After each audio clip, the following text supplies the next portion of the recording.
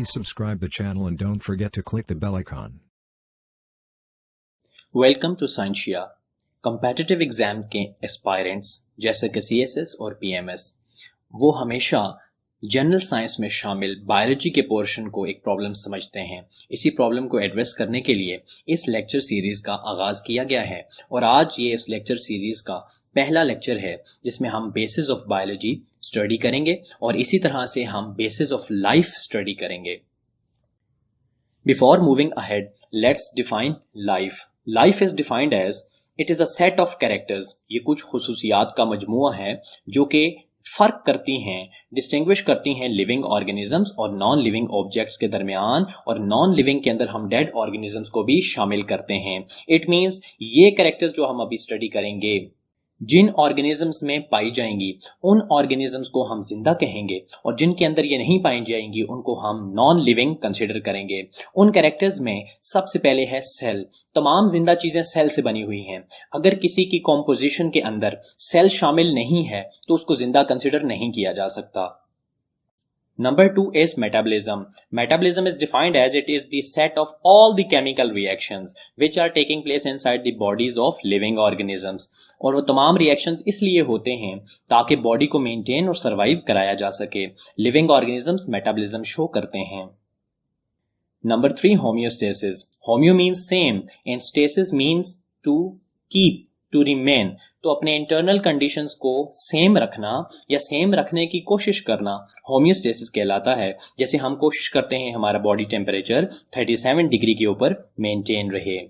Sensitivity means the ability to respond to the environment. हम अपने living organisms की तरह और तमाम लिविंग ऑर्गेनिजम्स जितने भी दुनिया के अंदर मौजूद हैं वो अपने एक्सटर्नल एनवायरनमेंट और सिमिलरली अपने एक्सटर्नल एनवायरनमेंट के साथ अपने इंटरनल एनवायरनमेंट के अंदर आने वाले चेंजेस को रिस्पॉन्ड करते हैं और उनके खिलाफ एक्शन शो करते हैं। फॉर एग्जाम्पल, जब आप एक स्नेक को देखते हैं तो आप रेलेवेंट स्टेप्स उठाते हैं। So we conclude living organisms are composed of cells, they show metabolism, they have homeostasis and they are sensitive। Life को स्टडी करने वाली साइंस को बायोलॉजी कहते हैं और बायोलॉजी लाइफ के तमाम एस्पेक्ट्स को स्टडी करती है। बायोलॉजी में हमारे पास अवेलेबिलिटी ऑफ नॉलेज बहुत ज्यादा है। दैट इज वाई किसी एक बंदे के लिए पॉसिबल नहीं कि वो तमाम नॉलेज को गो थ्रू कर सके। दैट इज वाई बायोलॉजी को ब्रांचेस में क्लासिफाई किया गया है। बायोलॉजी की कुछ कॉमन ब्रांचेस जिनसे हर लेमैन वाकिफ है। Zoology is the study of animals, botany is the study of plants, microbiology is the study of micro organisms. यहाँ पे हम बायोलॉजी की कुछ डिफरेंट ब्रांचेस डिस्कस कर रहे हैं। बायोटेक्नोलॉजी, बायोकेमिस्ट्री, मॉलिक्यूलर बायोलॉजी जिंदा चीजों के अंदर होने वाले केमिकल रिएक्शंस और उनकी केमिकल कॉम्पोजिशन को स्टडी करती हैं। Environmental biology, impact of living organisms on their environment और एनवायरनमेंट का इम्पैक्ट लिविंग ऑर्गेनिजम्स के ऊपर स्टडी करती है। मेरीन बायोलॉजी में हम मेरीन लाइफ और फ्रेश वाटर बायोलॉजी में हम फ्रेश वाटर जैसे कि दरियाओं, झीलों के अंदर पाई जाने वाली लाइफ को स्टडी करते हैं। Parasitology is the study of parasites. Parasite कोई भी ऐसा ऑर्गेनिज्म है जो दूसरे ऑर्गेनिज्म की बॉडी के ऊपर रहता है। पैरासाइट ना सिर्फ अपने होस्ट के ऊपर रहता है बल्कि उससे फूड हासिल करता है और मेजॉरिटी केसेस में उसे नुकसान पहुंचाता है। जैसे कि लाइस हमारी बालों के अंदर एक पैरासाइट है। ह्यूमन बायोलॉजी के अंदर हम इंसानों के तमाम एस्पेक्ट्स को स्टडी करते हैं जैसे कि इवोल्यूशन और morphology, anatomy, cellular biology. Social biology के अंदर हम सोशल लाइफ और social organisation of social animals को स्टडी करते हैं और सोशल बिहेवियर्स को हम उनके स्टडी करते हैं। एक्सपेक्टेड है कि अप टू 30 मिलियन स्पीशीज दुनिया के ऊपर रहती हैं जिनमें से हम सिर्फ अभी तक 2.5 मिलियन स्पीशीज डिस्कवर कर पाए हैं। 2.5 मिलियन इटसेल्फ एक बहुत बड़ा फिगर है और इसको स्टडी करना बहुत मुश्किल है। दैट इज वाई हमें क्लासिफिकेशन करना जरूरी था। रॉबर्ट विटेकर ने दुनिया के अंदर पाए जाने वाले सारे लिविंग ऑर्गेनिजम्स को 5 किंगडम्स के अंदर डिवाइड कर दिया था जिसमें हमारे पास नंबर 1 मोनेरा जिसमें बैक्टीरिया शामिल हैं, प्रोटोक्टिस्टा जिसमें अमीबा शामिल है, मशरूम्स शामिल हैं किंगडम फंजाई के अंदर, एनिमल्स शामिल हैं किंगडम एनिमेलिया के अंदर और प्लांट्स शामिल हैं किंगडम प्लांटी के अंदर। तमाम ऑर्गेनिजम्स इन 5 किंगडम्स के अंदर क्लासिफाइड हैं। हम आते हैं जिंदगी के पहली कैरेक्टरिस्टिक की तरफ जो कि है सेल। जिंदा चीजों के अंदर सेल उनकी ऑर्गेनाइजेशन, उनके स्ट्रक्चर और फंक्शन के अंदर शामिल है। अगर नहीं शामिल तो वो चीज जिंदा नहीं हो सकती। और इट ऑल स्टार्टेड जब रॉबर्ट हुक ने अपनी माइक्रोस्कोप के नीचे एक दरख्त की छाल उतार के उसको ऑब्जर्व किया और उसने देखा कि छाल के अंदर छोटे छोटे सुराख थे और उनकी शक्ल बिल्कुल वैसे थी जैसे शहद की मक्खियों का छत्ता होता है। उसने उन सुराखों को सेल का नाम दिया। आज हम जानते हैं कि सेल लिविंग ऑर्गेनिजम्स का ना सिर्फ स्ट्रक्चर बनाता है बल्कि उनकी बॉडी में होने वाले तमाम फंक्शंस भी उसी सेल के जरिए परफॉर्म होते हैं। दुनिया में पाया जाने वाला सबसे छोटा सेल माइकोप्लाज्मा है जो कि एक बैक्टीरिया है, और एक बड़ा सेल जिसके ऊपर मुख्तलिफ डिस्कशंस भी हैं, ये एक ऑस्ट्रिच का एग है। जो एग हम खाते हैं हैन का, वो भी एक लार्ज कंप्लीट सेल है। तो ये एग्स जो होते हैं ये लार्ज सेल होते हैं। रॉबर्ट हुक की डिस्कवरी ऑफ सेल के बाद ये बहुत कंट्रोवर्सी का भी शिकार रहा और उसको फौरन से बायोलॉजी के हलकों ने वेलकम नहीं किया। एंशिएंट टाइम्स में एक कॉन्सेप्ट ए बायोजेनेसिस प्रिवेल करता था। Word a biogenesis means A means without, bio means life and genesis means synthesis. A biogenesis पे बिलीव रखने वाले लोगों का यह ख्याल था कि जिंदा चीजें बेजान चीजों से ऑटोमेटिकली बन जाती हैं। वो बिलीव रखते थे कि अगर आप एक अनाज स्टोर कर दे रूम में तो चूहा उससे ऑटोमेटिकली बन जाएगा। Then came a person named Rudolf Virchow. He was the person के जिसने रिजेक्ट किया आइडिया ऑफ ए बायोजेनेसिस और उसने कहा ओमनी सेल्यूला ई सेल्यूला। इसका मतलब यह है कि हर सेल पहले से मौजूद सेल से बनता है। नॉन लिविंग ऑर्गेनिज्म से जिंदा चीज नहीं बन सकती। आप ये डायग्राम में देख रहे हैं कि जब एक सेल मौजूद है तो उसी से एक नया सेल बन सकता है। ऐसा नहीं पॉसिबल कि बेजान चीजों से कोई लिविंग ऑर्गेनिज्म बन जाए। रूडोल्फ विर्को के बाद कुछ मजीद लोग जिन्होंने सेल का कैरेक्टर एस्टेब्लिश करने में बहुत रोल प्ले किया, उनमें बहुत इंपॉर्टेंट हैं मैथियस श्लेडन और थियोडर शेवान। ये दो लोग, इनकी बहुत कंट्रीब्यूशन है और इन्हीं की कंट्रीब्यूशन से हमारे पास एक थ्योरी आई जो कि मोस्ट इंपॉर्टेंट जनरलाइजेशन है बायोलॉजी में, जिसको सेल थ्योरी कहा जाता है। सेल थ्योरी प्रपोज करती है कि दुनिया में पाए जाने वाले तमाम ऑर्गेनिज्म एक या एक से ज्यादा सेल से मिलकर बने हुए हैं और नए सेल्स तभी बन सकते हैं अगर पहले से कोई सेल मौजूद हो, और वो प्रोसेस कहलाएगा सेल डिवीजन, जो कि आप यहाँ पे देख सकते हैं। एक सेल मौजूद है और फिर वो डिवाइड करता है, दिस इज सेल डिवीजन, और उससे एक और सेल बनता है। नॉन लिविंग ऑर्गेनिज्म से कभी भी सेल नहीं बन सकता, यही कहा था रूडोल्फ विर्को ने। The last point of cell theory is cell is the structural and functional unit of life। ये जिंदगी को बनाता भी है और उसके काम भी परफॉर्म करता है। हम जनरलाइज्ड सेल स्ट्रक्चर डिस्कस करते हैं।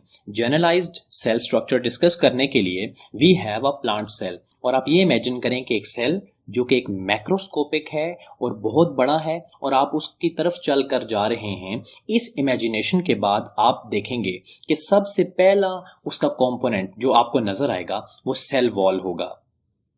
जब आप सेल वॉल को क्रॉस करके अंदर जाएंगे तो आपको एक और मेम्ब्रेन नजर आएगी जो इसको कवर कर रही है, बिल्कुल सेल वॉल की तरह, लेकिन वो सेल वॉल जितनी थिक और सख्त नहीं है। इसको आप प्लाज्मा मेम्ब्रेन या सेल मेम्ब्रेन कहेंगे। और उसके अंदर आपको लिक्विड नजर आएगा और उस लिक्विड के अंदर तैरते हुए आपको मुख्तलिफ छोटे छोटे स्ट्रक्चर्स नजर आएंगे। वो लिक्विड कहलाता है साइटोप्लाज्म और वो छोटे छोटे स्ट्रक्चर्स कहलाते हैं ऑर्गेनेल्स।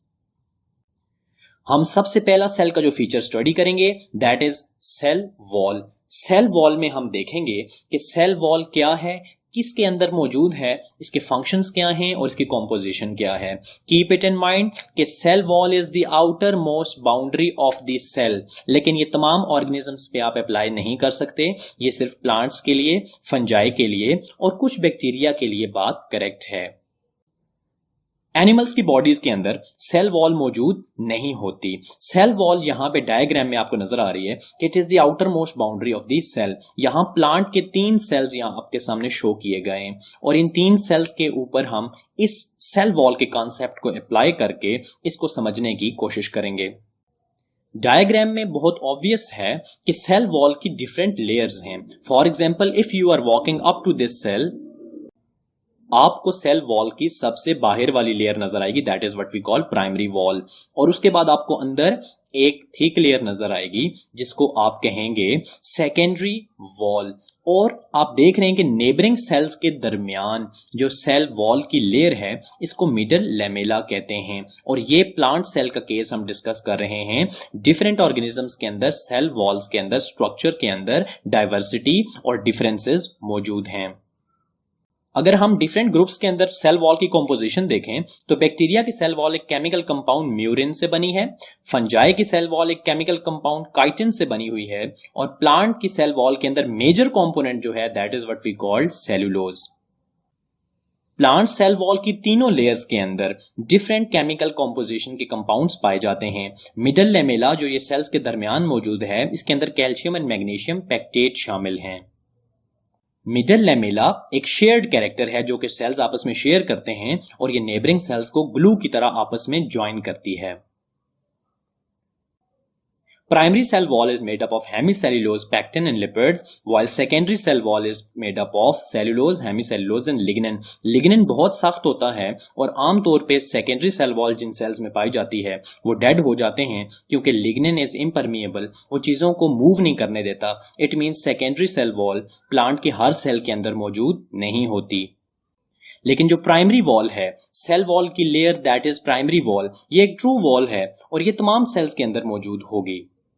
अगर हम सेल वॉल के फंक्शंस देखें तो ये सेल को सपोर्ट देती है क्योंकि ये सख्त होती है, ये सेल की शेप मेंटेन करती है, एंड फाइनली ये सेल को प्रोटेक्ट करती है। और यहां आप एक टर्म लाइसिस देख रहे हैं। लाइसिस का मतलब होता है ब्रेक डाउन या फिर फट जाना या ब्रेक हो जाना।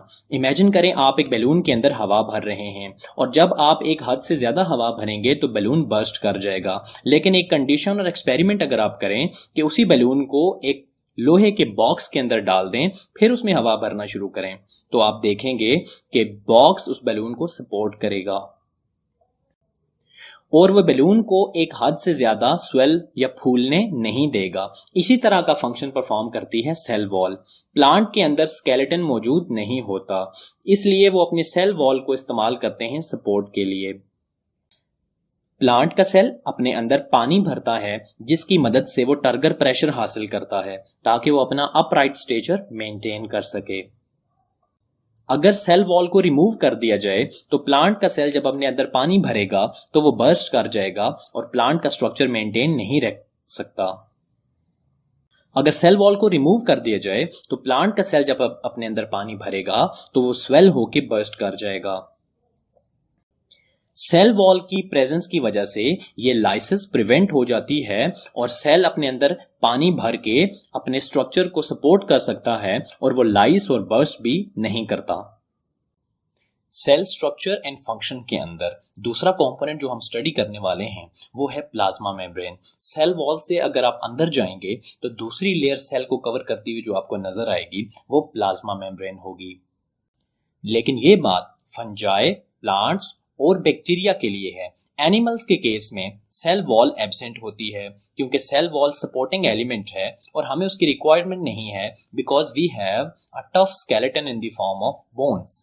इसलिए एनिमल्स के अंदर सबसे बाहर वाली लेयर ही प्लाज्मा मेम्ब्रेन कहलाएगी। अगर हम प्लाज्मा मेम्ब्रेन का स्ट्रक्चर कंसीडर करें और इसकी फंक्शनिंग देखें तो हम देखेंगे कि प्लाज्मा मेम्ब्रेन दो कंपोनेंट से मिलकर बनी हुई है, that is what we call lipid and proteins. Lipids और प्रोटीन्स की मौजूदगी पे सब एग्री करते हैं, लेकिन लिपिड्स और प्रोटीन्स की अरेंजमेंट हमेशा कंट्रोवर्शियल रही है और एक दौर में इसके ऊपर बहस चलती रही है। कुछ लोगों का मानना था कि ये अरेंजमेंट यूनिट मेम्ब्रेन मॉडल पे बेस करती है और कुछ का मानना था कि ये फ्लूइड मोज़ेक मॉडल पे बेस करती है। फ्लूइड मोज़ेक मॉडल अब ज्यादा बेहतर कंसिडर किया जाता है और इसी को फॉलो किया जाता है। According to unit membrane model के प्रोटीन की एक लेयर बाहर मौजूद है और एक लेयर अंदर और लिपिड्स उसके दरमियान में मौजूद हैं, जस्ट लाइक अ सैंडविच। जबकि फ्लूइड मोज़ेक मॉडल ये कहता है कि प्रोटीन की कंटिन्यूस लेयर मौजूद नहीं है बल्कि लिपिड्स की दो लेयर्स के दरमियान ही उनके अंदर प्रोटीन मौजूद है। जैसे आप इमेजिन करें कि एक केक के अंदर अगर आप बादाम इंसर्ट करें और उनके अंदर जो बादाम मौजूद हैं वो बिल्कुल इस प्रोटीन की एनालॉजी आप कंसिडर कर सकते हैं। It means the structure of plasma membrane is just like a fluid mosaic model. यहाँ पे प्लाज्मा मेम्ब्रेन और सेल मेम्ब्रेन की टर्म इंटरचेंजेबली इस्तेमाल हो रही है और कभी हम प्लाज्मा मेम्ब्रेन कहते हैं और कभी हम सेल मेम्ब्रेन, तो इस कंफ्यूजन को भी दूर किए देते हैं।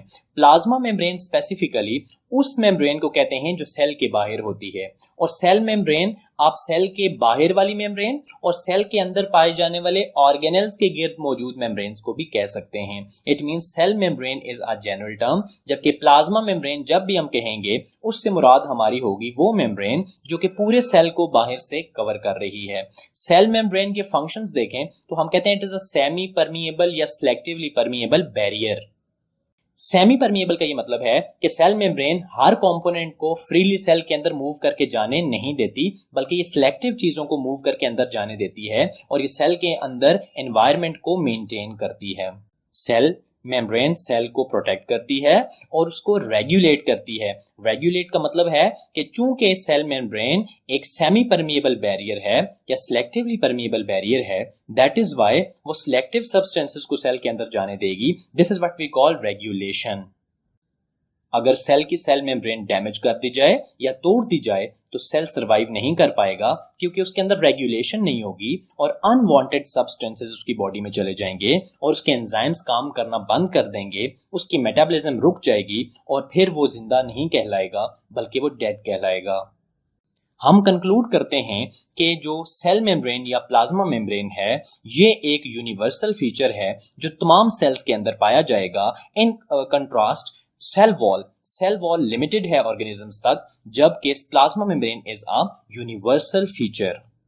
प्लाज्मा मेम्ब्रेन को डिस्कस करने के बाद हम प्लाज्मा मेम्ब्रेन से अंदर जाते हैं। जब हम प्लाज्मा मेम्ब्रेन को क्रॉस करके सेल के अंदर जाते हैं तो हमारा सामना एक लिक्विड मटेरियल से होता है जिसको हम कहते हैं साइटोप्लाज्म, और साइटोप्लाज्म को हम अब डिस्कस करेंगे। साइटोप्लाज्म को डिफाइन किया जा सकता है कि ये वो फ्लूइड है जो कि प्लाज्मा मेम्ब्रेन और न्यूक्लियस के दरमियान मौजूद है। ये न्यूक्लियस है, ये प्लाज्मा मेम्ब्रेन, इनके दरमियान जितना भी फ्लूइड पोर्शन है ये फ्लूइड पोर्शन कहलाता है साइटोप्लाज्म। अगर साइटोप्लाज्म की कंसिस्टेंसी देखी जाए, उसकी फ्लूइड नेचर देखी जाए, तो वो दो तरह का है, साइटोसोल और साइटोजेल। साइटोसोल से मुराद है कि वो ज्यादा गाढ़ा और विस्कस नहीं है, और साइटोजेल वो साइटोप्लाज्म है जो कि काफी गाढ़ा और विस्कस है। सेल के अंदर बाहर की तरफ मींस प्लाज्मा मेम्ब्रेन के साथ पाया जाने वाला साइटोप्लाज्म जेल फॉर्म में होता है, जबकि सेंट्रल रीजन में पाया जाने वाला साइटोप्लाज्म सोल नेचर का होता है। साइटोप्लाज्म की कॉम्पोजिशन के अंदर हमारे पास वाटर, सॉल्ट्स, प्रोटीन्स और variety of chemicals including waste materials भी मौजूद हैं। साइटोप्लाज्म के फंक्शंस में जो टॉप मोस्ट इंपॉर्टेंट फंक्शन है दैट इज कि साइटोप्लाज्म प्लेस प्रोवाइड करता है, स्पेस प्रोवाइड करता है केमिकल रिएक्शंस के लिए, और यहाँ एक इंपॉर्टेंट केमिकल रिएक्शन मेंशन्ड है that is glycolysis. Glyco means glucose and lysis means breakdown. जब हम खाना खाते हैं तो जो हमारा ग्लूकोज है वो साइटोप्लाज्म के अंदर ही केमिकल रिएक्शंस के थ्रू ब्रेकडाउन होता है और वो एनर्जी प्रोड्यूस करता है जिससे हम अपनी बॉडी को मेंटेन करते हैं। The second function of the cytoplasm is to provide space for organelles. आप देखें साइटोप्लाज्म के अंदर ही सारे के सारे ऑर्गेनेल्स मौजूद हैं और सस्पेंडेड हैं, और ये ऑर्गेनेल्स मुख्तलिफ फंक्शन परफॉर्म करते हैं। ऑर्गेनेल को डिफाइन किया जा सकता है कि it is a sub cellular structure. Sub cellular means smaller than cell and present inside the cell and showing division of labour. Division of labour का मतलब ये है कि different organelles different function perform करते हैं। सब सेल्यूलर टर्म को आप रिलेट कर सकते हैं सब एटॉमिक पार्टिकल्स से।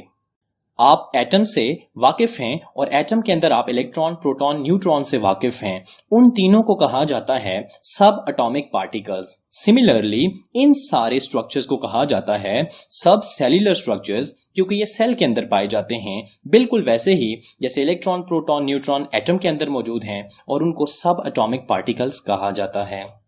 प्लाज्मा मेम्ब्रेन और साइटोप्लाज्म को स्टडी करने के बाद हम डिस्कस करेंगे the next feature that is endoplasmic reticulum. ये आपको एंडोप्लाज्मिक रेटिकुलम नजर आ रहा है जो एक तरफ से न्यूक्लियस के साथ अटैच है और ऑपोजिट साइड से वो प्लाज्मा मेम्ब्रेन के साथ अटैच है। ये जितना भी ये स्ट्रक्चर है ये सारे का सारा एंडोप्लाज्मिक रेटिकुलम कहलाता है। वर्ड एंडोप्लाज्मिक रेटिकुलम का मतलब है endo means inside, plasmic means cytoplasm, reticulum का मतलब होता है नेटवर्क यानी कि जाल। ये एक ट्यूब्स का जाल है जिसको आप देख रहे हैं और ये साइटोप्लाज्म के अंदर है, इसलिए इसे कहते हैं एंडोप्लाज्मिक रेटिकुलम। इसके स्ट्रक्चर के अंदर मौजूद ये ट्यूब्स या सैक्स या थैलियां कहलाती हैं cisternae. So these are what we called cisternae. और अगर आप देखें तो ये मॉर्फोलॉजिकली एक दूसरे से मुख्तलिफ हैं। मॉर्फोलॉजिक मतलब होता है इसके स्ट्रक्चर से मुराद। अगर आप इन दोनों का स्ट्रक्चर देखें तो ये बड़े ऑब्वियस डिफरेंसेस हैं दोनों के अंदर। वो सिस्टर्नी जो कि न्यूक्लियस के करीब पाई जा रही हैं वो फ्लैट हैं और उनके सरफेस के साथ छोटे छोटे स्ट्रक्चर्स आपको नजर आ रहे होंगे। ये स्ट्रक्चर्स राइबोसोम्स कहलाते हैं। तो इनके सरफेस के ऊपर राइबोसोम्स अटैच हैं, जिसकी वजह से अगर आप इनकी सरफेस के ऊपर हाथ फेरें, जो कि एक एग्जैजुरेशन है, हम इसको देख नहीं सकते तो हम इसको टच भी नहीं कर सकते, लेकिन अगर आपको ये पॉसिबल होता कि आप इसके सरफेस को टच करते तो इसका टेक्सचर आपको रफ महसूस होता, इसलिए इसको कहते हैं rough endoplasmic reticulum. Now this portion of the endoplasmic reticulum जो कि दूर है न्यूक्लियस से और ये करीब है प्लाज्मा मेम्ब्रेन के, यहां पे आप देख रहे हैं कि एक तो मॉर्फोलॉजी ऑफ सिस्टर्नी डिफरेंट है। अब वो फ्लैट से हो गई हैं ट्यूबुलर, अब वो ट्यूब्स की फॉर्म में आ गई हैं, रॉड शेप सिस्टर्नी है। दूसरा इंपॉर्टेंट फीचर कि इनकी सरफेस के साथ किसी किस्म का राइबोसोम अटैच नहीं है, इनकी सरफेस स्मूथ टू टच है, hence it is termed as smooth endoplasmic reticulum. So we conclude that endoplasmic reticulum has two morphologically distinct forms. इसका इंपॉर्टेंट फीचर ट्रांसपोर्ट है कि ये न्यूक्लियस और राइबोसोम से चीजों को लेकर बॉडी के अंदर, मीन सेल की बॉडी के अंदर मुख्तलिफ जगहों तक ट्रांसपोर्ट करता है, ट्रांसपोर्टेशन का काम करेगा और इसमें इसकी हेल्प करेगा गोल्जी अपरेटस जो हम आगे डिस्कस करेंगे। दूसरा इसका इंपॉर्टेंट रोल है मेटाबॉलिज्म में और ये डाइजेशन में भी रोल प्ले करेगा। इसका बहुत important feature that is detoxification. अगर आपकी बॉडी में कोई टॉक्सिक चीज जाती है तो ये टॉक्सिक चीज को ब्रेक डाउन करके उसकी पॉइजनस इफेक्ट को और उसकी टॉक्सिसिटी के लेवल को कम करता है। फाइनली ये मैकेनिकल सपोर्ट भी प्रोवाइड करता है। ये कंप्रेशन रेजिस्टेंट है, अगर आप सेल को दबाएंगे तो ये सेल की शेप को मेंटेन रखने में कंप्रेशन रेजिस्टेंट के तौर पे काम करेगा।